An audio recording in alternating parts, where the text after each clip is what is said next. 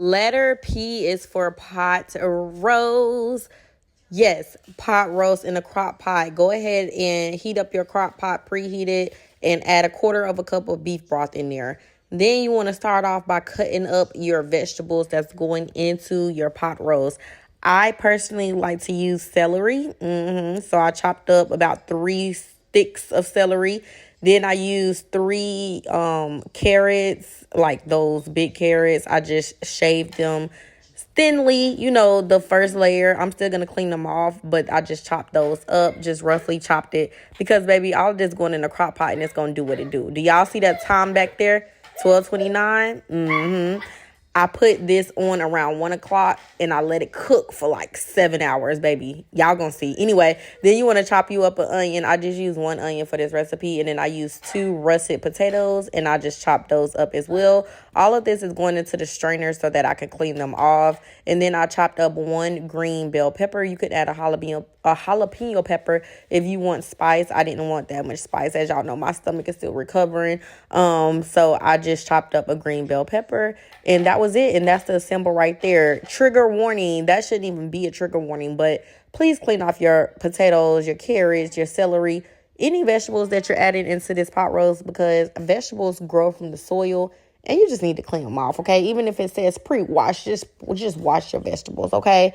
Clean them off as much as you can. Remove any starch, any dirt that you're seeing, and let those get super clean. Trigger warning. Now, for my pot roast, y'all, this was a huge pot roast. I do also clean off my pot roast with cold water and a splash of vinegar. I let it sit and marinate in that, and then I clean it off.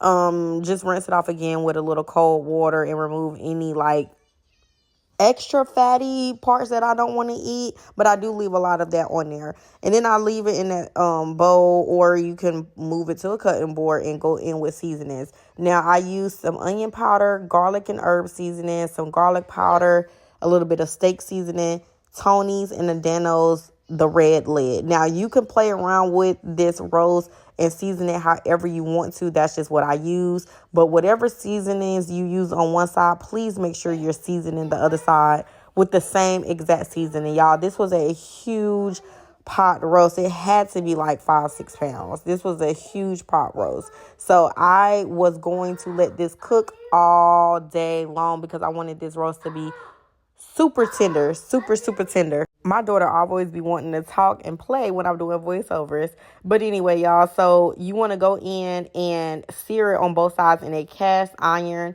I just use a half of an onion in there to give it some seasoning to the cast iron. And then I let it cook on each side for about 4 minutes. That's it. That's just to sear it, to brown it, to give it the crust-like effect. And that's it. Once you cook it on 4 minutes for each side, you want to transfer it to that crock pot that already got the 1/4 cup of beef broth. That's all you're going to need, because you're going to pour that excess juice from the cast iron on there. And then once you cover this up and let it cook, it will create its own juice. Now, after about an hour of it cooking, I uncovered it and added in my vegetables so they could cook right along with it.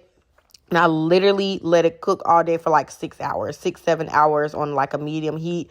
And I paired it with some rice. That's it. You don't have to do nothing else to pot roast. Let it cook in the crock pot. Super quick and easy. Not quick, but it's the easiest thing you can do. Just let it cook. Letter P was for pot roast. I hope y'all are enjoying my Cooking the Alphabet series. And let me know what I should do for letter Q. Y'all, we getting through it. I'm super excited, and I hope y'all are enjoying it as much as I am. Bye.